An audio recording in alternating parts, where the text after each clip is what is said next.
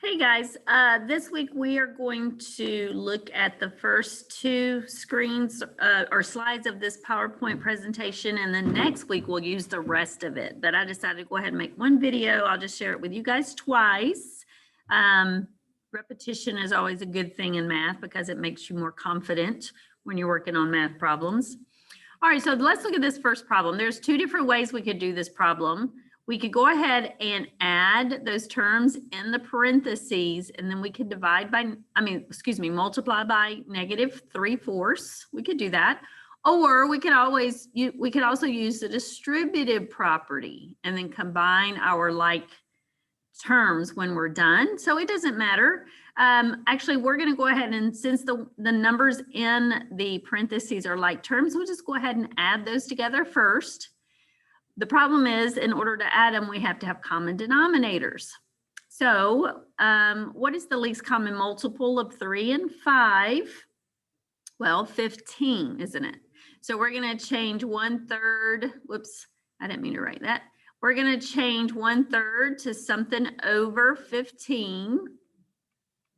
Plus, we're going to change 4/5 into something over 15. So what do we multiply 3 by to get to 15? 5. And so 1 times 5 is 5.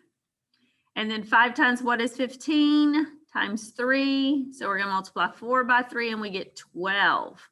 So when I add 5/12 plus 15, we don't add our denominators, right? So we're just adding our numerators, 5 and 12, and we get 17 over 15. 17 over 15. And then that's our sum of the numbers inside. So now we have to multiply that by -3/4. And with when we are multiplying fractions, we don't need common denominators. So we can multiply straight across. Now, when we multiply, we can always simplify up and down or diagonally. So I can divide 3 by 3 and get 1. And I can divide 15 by 3 and get 5, right? I know a positive times a negative. I know my answer is negative. So now I'm going to multiply straight across. 17 times 1 is 17, and 5 times 4 is 20. And that's my final answer. And like I said earlier, if I had distributed the -3/4 times 1/3 and then multiply -3/4 times 4/5, and then combine those two terms, I would have gotten -17 over 20 that way as well. Now, one of the terms we need to know for dividing fractions is the term multiplicative inverse. So when you find the multiplicative inverse of a number, basically you're finding the number's reciprocal. When you have the multiplicative inverse, if you multiply a number times its multiplicative inverse, you always get 1, okay? So all you got to do is flip a fraction to find its reciprocal, also called multiplicative inverse. So if I flip 4 over 5, I would get 5 over 4. So remember that second sentence, if I multiply a number times its multiplicative inverse, I'm always going to get 1, right? So what is the reciprocal of 6 over 7? The multiplicative inverse is 7 over 6. If I multiply those together, I get 1. All right, what about 8? 8 doesn't look like a fraction, so how do I flip it? Well, I can write 8 as a fraction, 8 over 1. And so if I flipped it, its reciprocal is 1/8. The reciprocal of 8 is 1 over 8. And so what about 1 over 9? If I flip it, I get 9 over 1, which is simply 9. Okay, so we'll be using those terms, multiplicative inverse and also reciprocal. You can use those interchangeably, but when we're dividing fractions, we have to know what that is. All right, so let's look at this little word problem. It says Andrew has a different cookie recipe that makes 28 cookies. He plans to have 21 guests at the party, and he wants each guest to have plenty of cookies. If he triples the recipe, how many cookies would each guest receive? Well, to triple the recipe, basically we're going to take 28 and we're going to multiply it by 3. So 8 times 3 is 24. 6, 7, 8 is 84. So then we have to divide 84 cookies by 21 guests. And I know that 84 divided by 21 should be, yes, it's 4. So every guest would have 4 cookies each. Now, a different way of looking at that problem would be to say, okay, we're going to multiply 28 times 3, and we're going to divide that by 21, right? Well, the way I've written this, I could say, okay, well, I know I could, if I took this right here, I can simplify that pretty easily. I can think of it as 28 times 3 over 21. And like I said, you can simplify fractions up and down and diagonally. Well, I could divide 3 and 21 both by 3. So 3 divided by 3 is 1, and 21 divided by 3 is 7. So basically, to get the final answer, if I multiply straight across, I get 28 over 7, which is basically a division problem. So 28 divided by 7 is 4, and I could do this in my head a lot easier than I can do this in my head, right? So just a different way to look at the same math problem. All right, so when we are dividing fractions, we have to, we always do the same function. We always are going to keep the first fraction. We're going to change the division to multiplication, and we're going to flip the second fraction. Keep it, change it, flip it. That's what this means. Keep it, change it, flip it, or we could call it KCF. It's almost like KFC, like the Kentucky Fried Chicken, right? But KCF, can keep it, change it, flip it. However, before we're allowed to do that, anytime we have mixed numbers, we have to make those improper fractions. So you remember how to do that? You go around the world. 3 times 2 is 6, and 6 plus 1 is 7. So we're going to keep the first fraction. We're going to change that division and multiplication, and then we flip the second. Oh, I didn't flip it. I said it, I didn't do it. The reciprocal of 1/8 is 8 over 1. So now I keep it, change it, flip it, and you can go ahead and multiply straight across and then simplify. Or to keep your number small, you can simplify first. So we could divide 2 and 8 both by 2. So 2 divided by 2 is 1.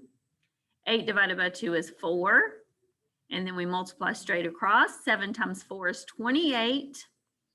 And 1 times 1 is 1. I do not ever need a denominator of 1. So my final answer is 28. Just like we got up here. Well, that wasn't our final answer, but we used a 28, didn't we? All right, now this is also a division problem because fractions ultimately are division problems. That fraction bar is a division problem. So basically, this is asking us what is negative 15.5 divided by 5. So we're going to put 15.5 in the box. The denominator goes outside the box. We bring that decimal straight up. 5 goes into 15 3 times. Bring down my 5, and 5 goes into 5 1 time. So negative 15.5 divided by 5 is 3.1, but since it's one negative sign, my final answer is negative 3.1. Negative 3.1. That is my answer. All right, what's next? All right, here we have another division problem. So what are we going to do? We're going to keep it, change it, flip it. We're going to keep it, change it, flip it. And now we can multiply straight across exactly how it's written.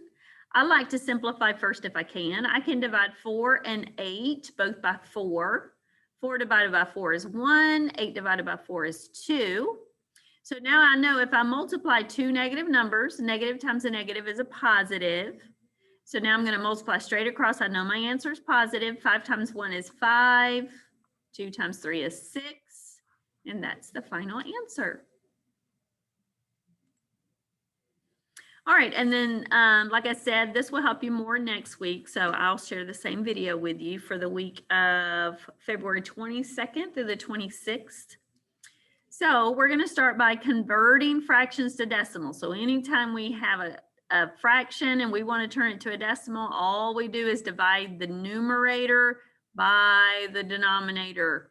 We call it top dog in the house. The top number goes in the division house, and the bottom number comes outside the house. All right, so 8 won't go into 3, so we add a decimal and a 0, and then think, okay, well, how many times will 8 go into 30? 8 will go into 30 4 times. 4 times 8 is 2. Wait, what am I saying? I'm sorry. It won't go 4 times. I just forgot what I was doing for half a second. All right, so 4 times 8 is too big. It's 4 times 8 is 32. So 8 will go into 33 times. 3 times 8 is 24. I subtract and get 6.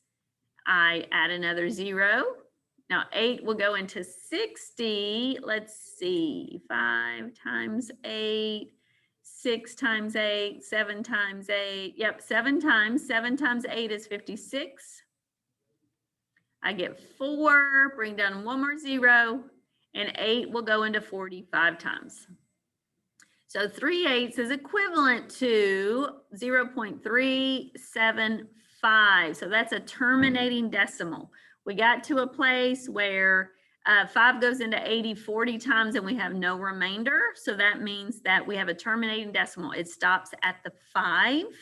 Some decimals don't ever stop. They're non-terminating, but this one does. All right, what about 5/16? So we're going to put top dog in the house. 5 divided by 16.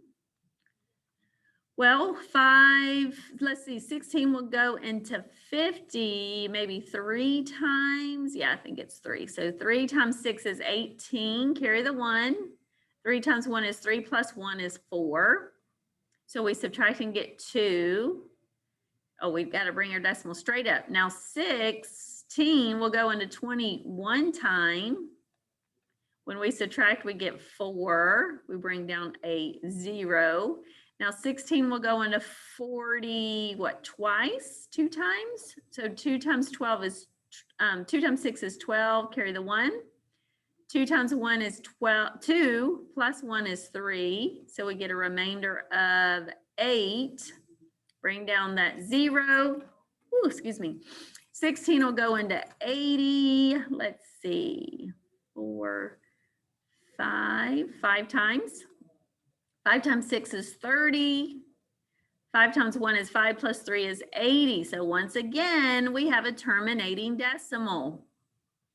We have 0.3125. So it terminated. It took us a little while to find that it terminated, but it terminates. All right, let's see 1/3. What happens when we divide 1 by 3? Well, 1 divided by 3. 3 won't go into 1, so we add a decimal. 3 will go into 10 3 times. 3 times 3 is 9. So every time we do this, we're going to get a remainder of 1. Every single time. We could do this all day.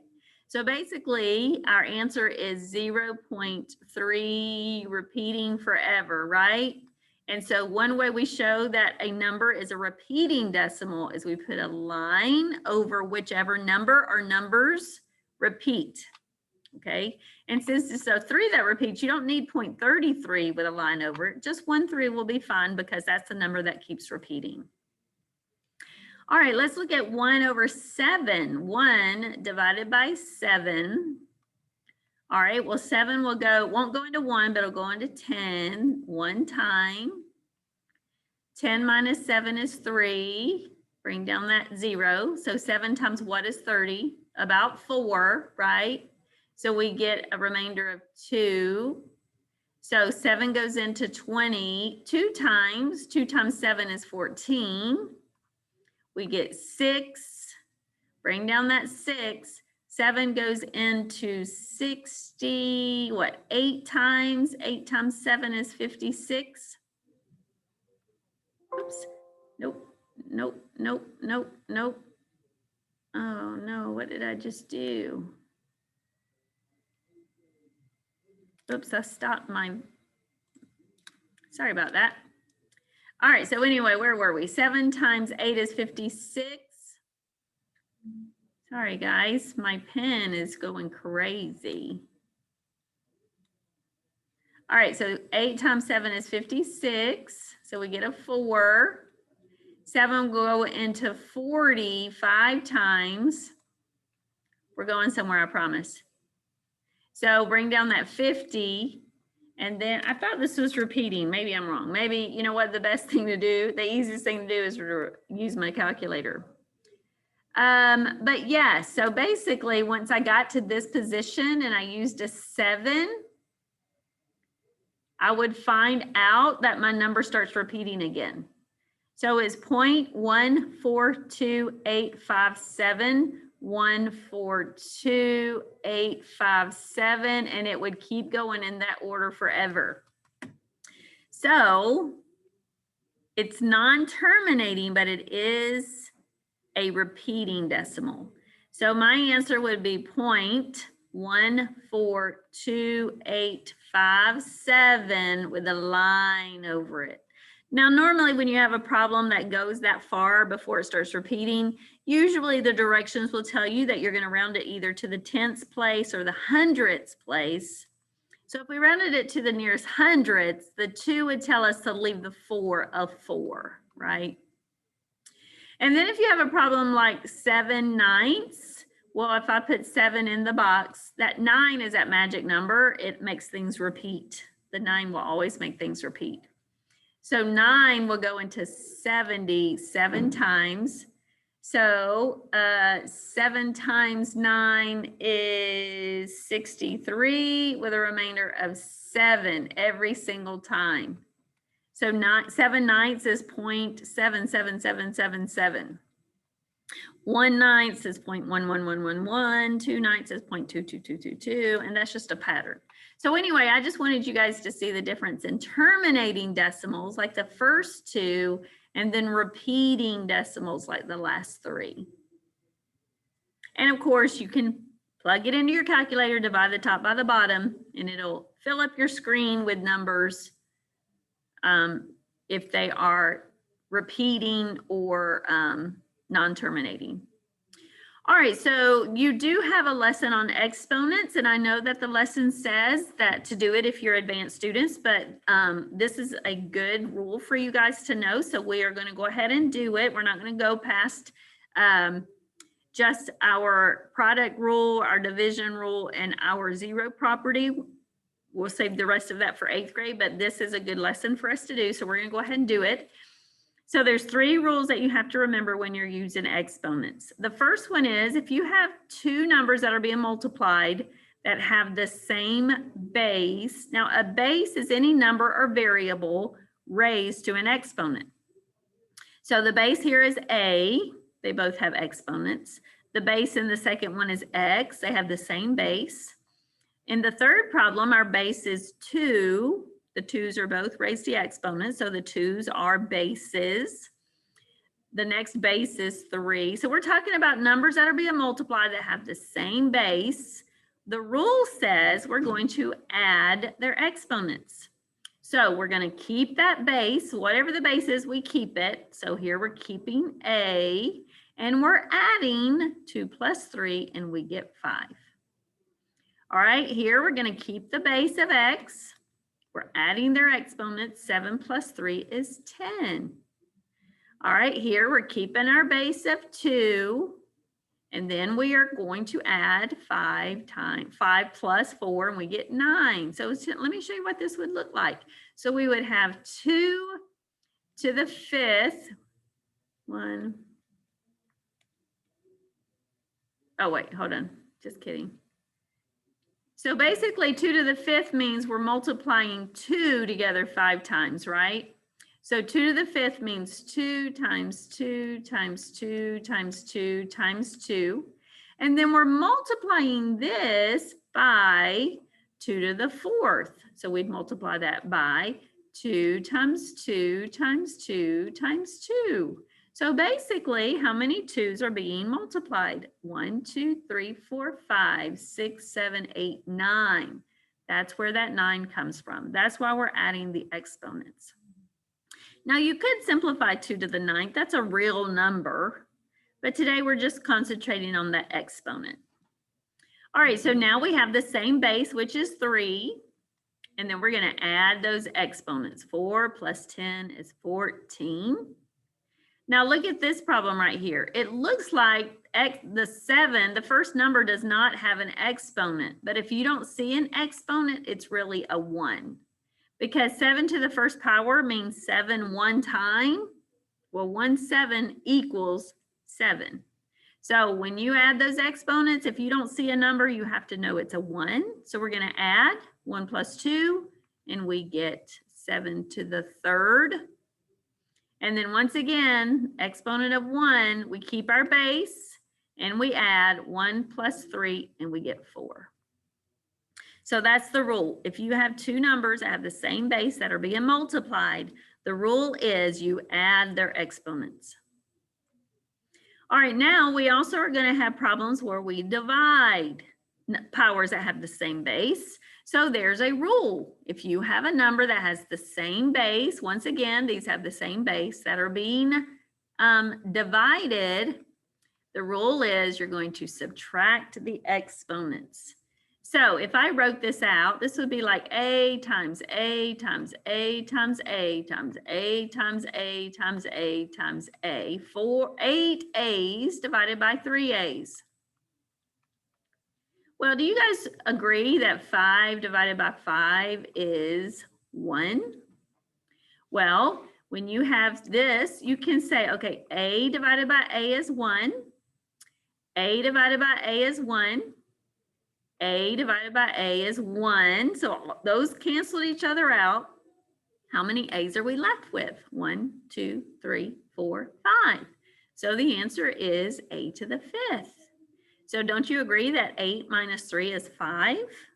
Well, that's what the rule says. You're just subtracting the exponents.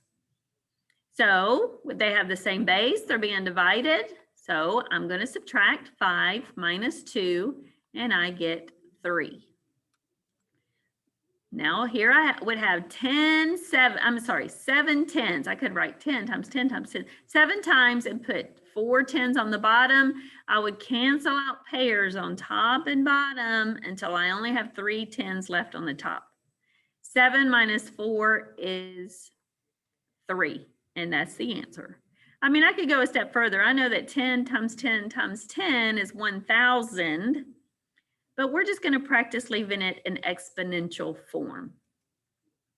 All right, we have the same base, so we keep that base, and then we divide. In other words, we subtract their exponents, and so we get 7, 2 to the 7th power, because 16 minus 9 is 7. And then finally, they have the same base, so we leave the base in the answer, and then we subtract 9 minus 7, and we get 2. And 4 squared is 16, but like I said, we're leaving them in exponential form. All right, there's one more property. It's called the zero power property. That says that any number raised to the 0 power always equals 1. Now we're used to multiplying by 0 and getting 0, but that's different than having 0 as an exponent. Any number raised to the 0 power is equal to 1, okay? X raised to the 0 power is equal to 1. 4 raised to the 0 power is equal to 1. Guess what 9 raised to the 0 power is? 1 every time. What do you think 24 raised to the 0 power is? It is 1. Now there's one weird kind of question. -5 raised to the 0 power is 1. However, the only other difference is if there is not a set of parentheses. This is like saying, what is 5 raised to the 0 power? The answer is 1. And the last thing you do is make it negative. So this is kind of an exception to the rule. If you have a negative number not in parentheses raised to the 0 power, the answer is -1. But I'm not trying to trick you. I'm just showing you that rule, but really we're concentrating on the first few here. Okay. All right. So the week of February 22nd through 26th, you're going to have questions over what to do when you have numbers that are being multiplied that have the same base. What do you do with their exponents? What do you do to numbers when they're being divided that have the same base? What do you do with their exponents? And what is the zero power property? And now you know, right? All right, guys. Well, that's all I had for you. I hope everyone has a good week. So make sure you join me when we Zoom this week. And if you need me before then, please let me know. Have a good week.